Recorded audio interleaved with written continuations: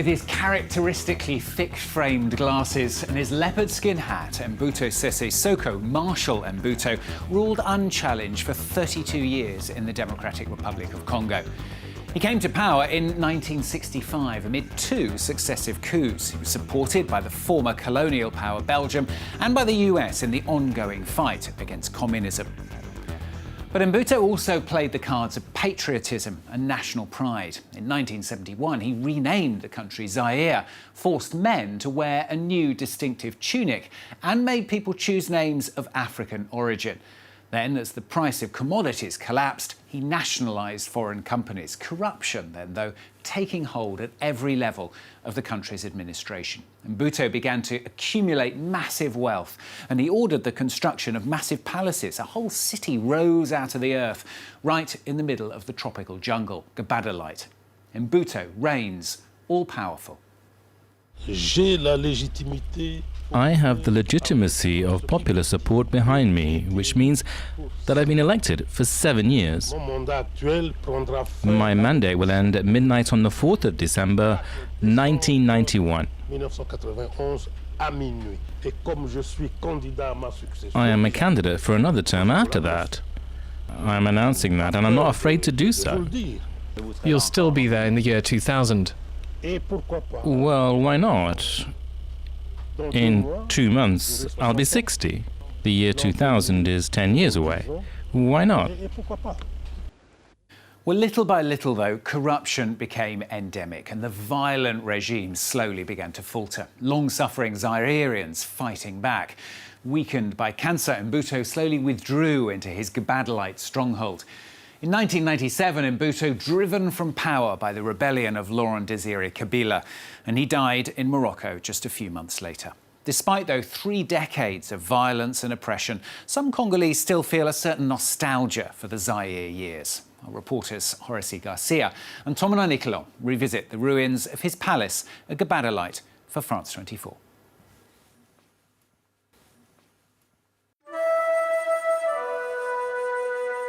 It was known as the Versailles of the jungle. On a hill overlooking untouched forest stands the ruins of Kawele. A magnificent 15,000 square metre palace complex, once the favourite home of Mobutu Sese Seko. Those who knew it remember a luxurious, almost surreal place. There was marble everywhere. It was so shiny, but also slippery. Today, what remains of the palace's rooms gives us a glimpse of Mobutu's legendary opulence. In this suite, the dictator's remote-controlled bed was once positioned on a cross carved into the rock. He worked hard.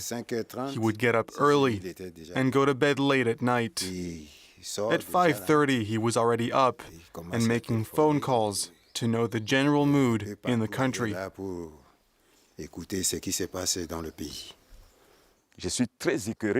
I'm very upset because I know how his residence used to be. Seeing it like this today, it breaks my heart. It was a sumptuous palace, worthy of a great head of state and the great Zaire of the time. Mahogany doors, marble walls, or crystal chandeliers, Mobutu spared no expense lavishing millions on the complex. It was here that he welcomed heads of states from all over the world. Belgian King Baudouin and French Presidents Chirac and Mitterrand were here. There used to be a pool here and a fountain. When there was a party, people would gather around to eat. At night, it was a beautiful sight. In May 1997, the Alliance of Democratic Forces for the Liberation of Congo, a rebel group led by Laurent Désiré Kabila, seized power, overthrowing the man who'd become known as a Leopard of Zaire. Kawele estate was subsequently looted and partially destroyed. I was there when the shooting happened. Soldiers weren't shooting at close range towards people. They were shooting to scatter the crowd. After that, they would start looting the place. Then they left.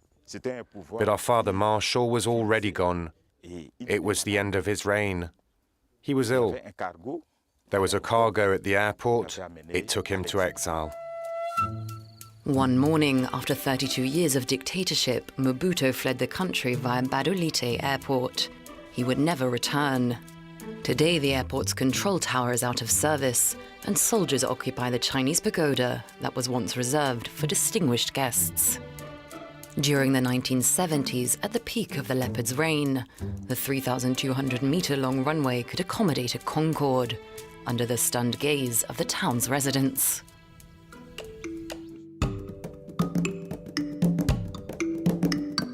In 1967, Badolite was a tiny village of mud huts. Just a few years after taking power, Mobutu transformed the place into a modern town.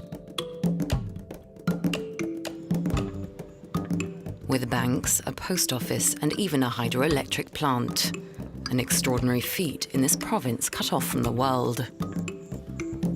These days, everything in Badolite recalls the days of Mobutu. Buildings frozen in time, witness to years of excessive opulence. Today, the population has taken over several of these unfinished sites, where construction simply stopped dead 21 years ago. Supposed to host the National Water Company, this building is now used as a school, where pupils study in an unusual setting. But some places have escaped the looting, like the luxury Zekele Hotel. When the Marshal was here, there were 3 bars. The pool bar on the other side. This one is the blue bar. People used to come from everywhere. They came from Kinshasa. They came to drink and eat. There was joy. We are currently at the Red Bar. It was a renowned bar at the time of the poor Marshal. Even he came here. But because he was the president, he couldn't stay very long. He would have fun for a few minutes and then go home. But nights of partying are a distant memory. There's no longer electricity to keep the beer cold, nor any clients to drink it. In 1988, Mobutu built a fizzy drink bottling factory, producing 80,000 bottles a month. In the end, it could supply half of that, due to the weakness of local purchasing power. 9 years after production started, everything came to a stop. But the staff, still there, have been waiting patiently for a new owner. For 21 years. The factory was Marshal Mobutu Sese Seko's initiative. He was the main shareholder. This company gave life to this city, Badolite. He didn't do it to earn money, but so that people would have a job. We still hope that someone will revive the company. We are waiting for a person of goodwill, a billionaire who would take an interest in investing here. He would be welcome here. Tarmacked roads, running water, electricity. The population of Badolite could once touch the leopard of Zaire's dreams of grandeur. Those who benefited from the apparent prosperity of his rule have struggled to move on. Marshal Mobutu isn't just anyone. He deserves a mausoleum. He deserves a monument. Originally buried in this chapel, the bodies of Mobutu's family members were moved to this cemetery at the time of the looting. 2 of his sons are buried here, as well as his first wife, Marie Antoinette. The remains of her husband are still in Morocco.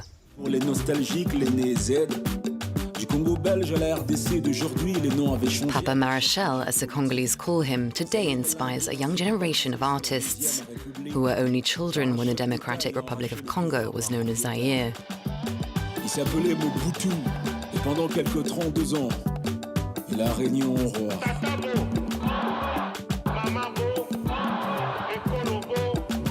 Coiffé d'une toque en peau de léopard, il corrigeait sa vue par tes vers. C'est à ça que ça sert la mémoire collective. We have a duty to remember, to learn from the past, in order to better understand the present. Mobutu's charisma, his posture, his presence, all that made us very proud. But it vanished over time. Mobutu was still there, but his dignity was dying out. Mobutu était encore là que déjà cette dignité partait. The bustling Congolese capital also got a makeover under Mobutu. Deemed too colonial, Belgian Leopoldville became Kinshasa, a showcase of the new Zaire, known as Kinlabel. The dictator's landmarks reflected his ambition: the imposing palace of the people, the seat of parliament, and a 210-meter-high tower, visible from anywhere in the city. Kambai Boachia, a historian and Mobutu's former education minister, has come here for the first time since the 1990s.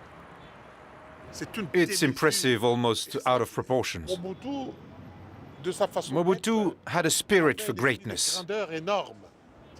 He's a mystical man, and by sanctifying this tower, we sanctify Zaire at the same time. He's Zaire. On the top floor, a fancy restaurant was supposed to offer views over the capital, but it was never completed. Professor Boachia says that Mobutu wanted to better the Congolese people. Mobutu wanted to give us, the Congolese people, in the heart of Africa, the idea that we could be ourselves. We were no longer colonized. We are not white people.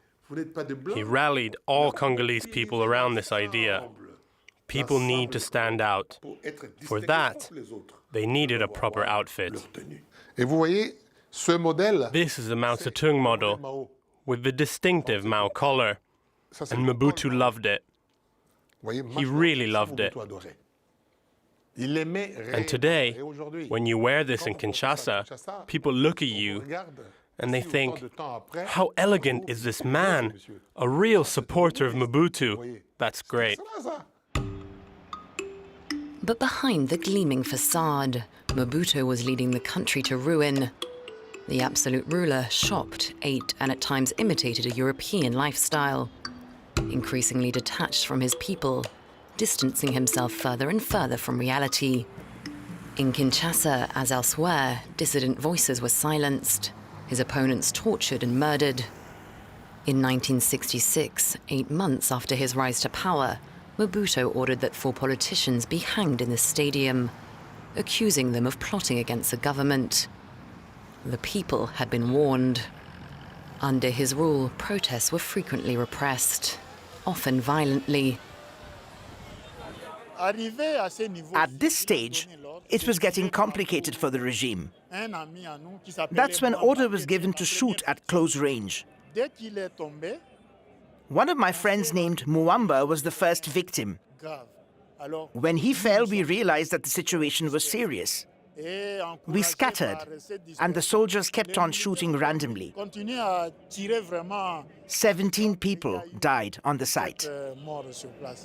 Students were protesting against the cancellation of meals at the university canteen, a sign that Zaire had to tighten its belt. He did well when he first came into power, but from 1969 until he left, it was a disaster. When he felt we no longer wanted him, there was no stopping him. Today, in the middle of a political crisis, some long for Mobutu. In Kinshasa, the Union of Mobutist Democrats are keen to revive the flame. Marshal Mobutu is the father of our democracy. He was the one who allowed political pluralism back in April 1990.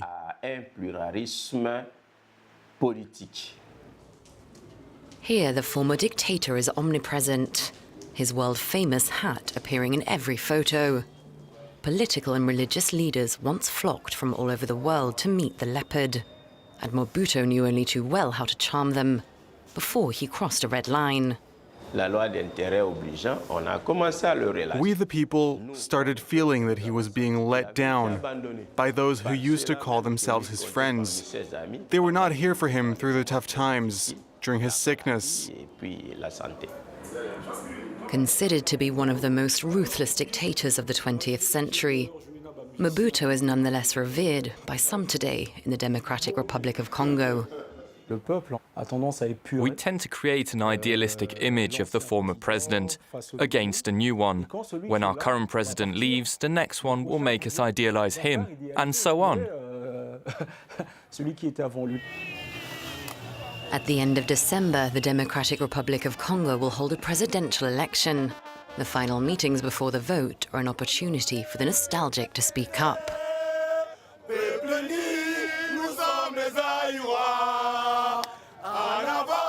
Observers are hoping for a peaceful and democratic handover of power in Central Africa's biggest country, where the spectre of Mobutu continues to hover.